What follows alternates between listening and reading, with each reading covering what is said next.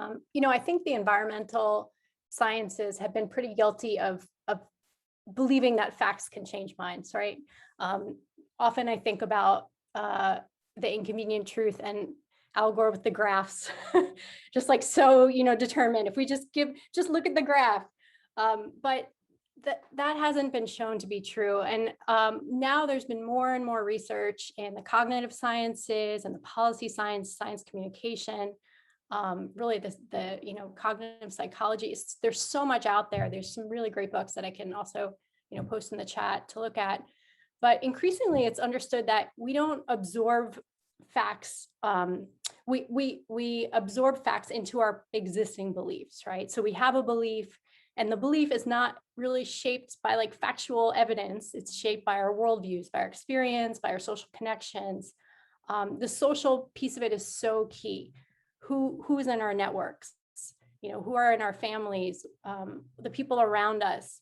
And this is because like a lot of this is evolutionary, right? Like we're designed to be part of a social network, as opposed to like we're designed to survive and to work and cooperate and collaborate. We're not designed to be right. That's not like how our brains work. And so the more that this is starting to filter into science communication, the more we're learning out, all right, we have to get away from just giving people the facts for especially in contentious issues like climate change, vaccinations, where people feel very strongly because of a pre-existing belief. It's not going to work to just try to argue someone out of an idea based on, the evidence. What really does start to work is, I think there are two things, and stories is one, and stories is really interesting because there's some really interesting new work by neuroscientists that are showing that actually the part of our brain, when we hear a story and there's an emotional arc to it, right? And we start to listen and we start to hear the story, and it actually lights up part of our brain that is as if some of that is what like we're in our own personal memories and experiences. So actually it's this amazing shift where through the virtue of hearing stories and connecting to stories, we can develop a sort of empathy. And that is almost like as if we've had that experience. So they can be extremely powerful. And this is why often I think there have been some studies that have shown that like people that read novels are often more empathetic.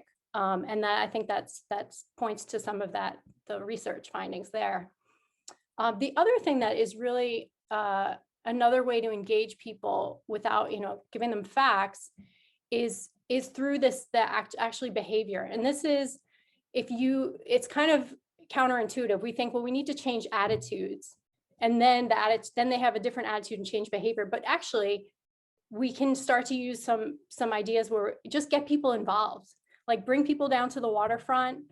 Doesn't matter what they think about the water yet. Just have that as a starting off place, and then see what develops from there. So I think that points to a little bit to like Kathy and Branda's approach, as you were talking about, of really getting people engaged in the citizen science, bringing people down to the waterfront, then the stories emerge from that, and then the attitudes can shift. So there's just some really great work that's being done in all these other fields that I think are really going to shed light and shift the way that environmental science is being communicated in the future.